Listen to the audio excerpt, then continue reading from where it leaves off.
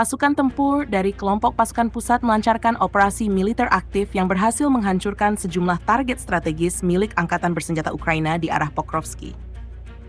Dalam operasi pada tanggal 11 Juni tersebut, para pejuang berhasil melumpuhkan kompleks robotik, berbagai peralatan militer, persenjataan, infanteri, serta posisi pertahanan Ukraina.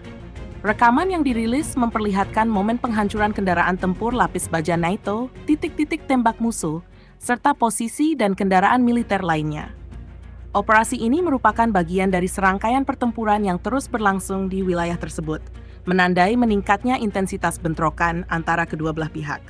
Pihak pasukan pusat belum merilis data resmi terkait kerugian atau jumlah korban dari operasi ini, namun menyebutkan bahwa misi telah mencapai tujuan taktis yang direncanakan.